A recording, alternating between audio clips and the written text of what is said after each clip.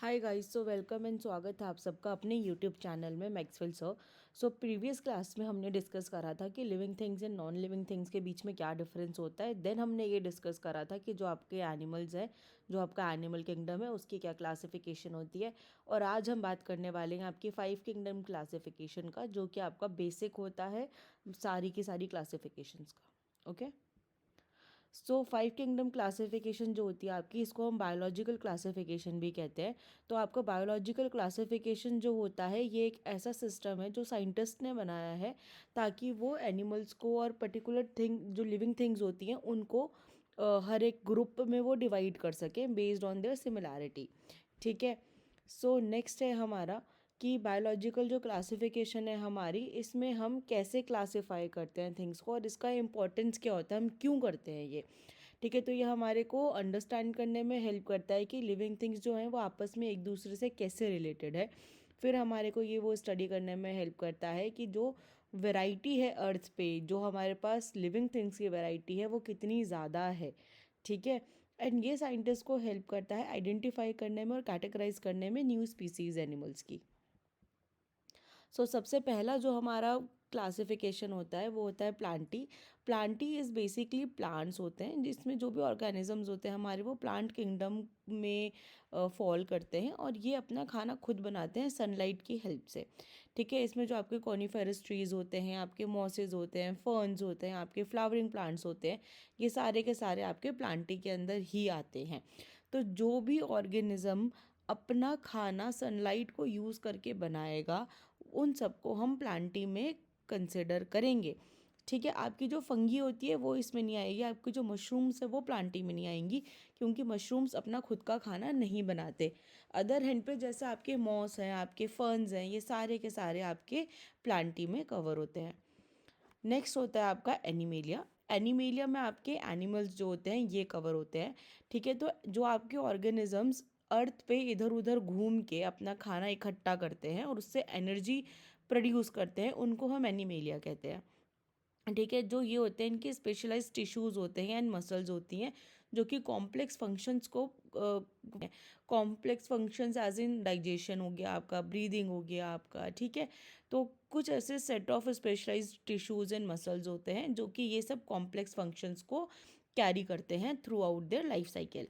ठीक है। तो जैसे आपकी स्टारफिश हो गई, आपके टाइगर है, आपका स्नेल है, आपके फिश है, आपका आपके रेप्टाइल्स हो गए, वो सारे के सारे आपके एनिमेलिया में ही कवर होते हैं।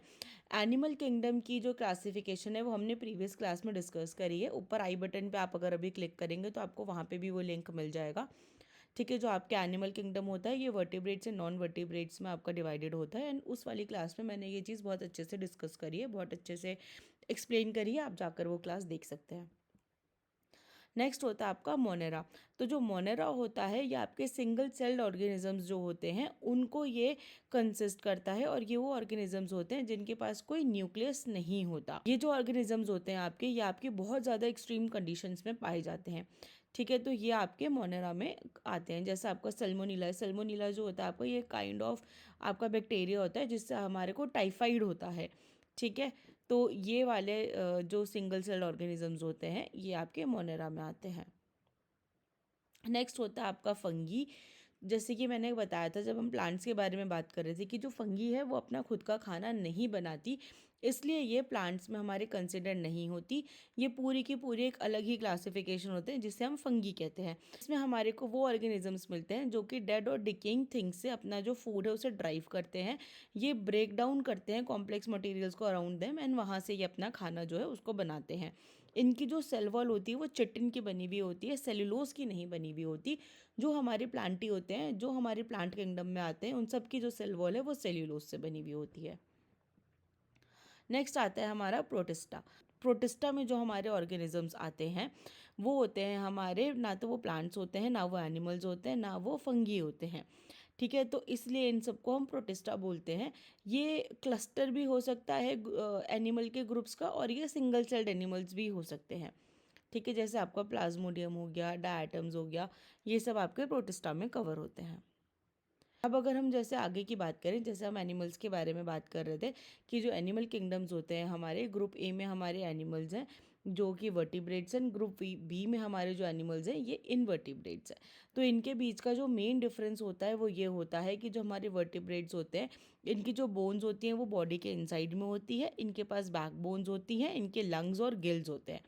जो ग्रुप बी में अभी हमारे एनिमल्स हैं जो कि इनवर्टिब्रेट्स हैं, ये होते हैं जिनकी सेगमेंटेड बॉडी होती है, इनकी हार्ड आउटर कवरिंग होती है यानी कि इनका एक्सोस्केलेटन होता है, इनकी जो लेग्स होती हैं वो आपस में जॉइंटेड होती हैं और इनकी बैकबोन प्रेजेंट नहीं होती।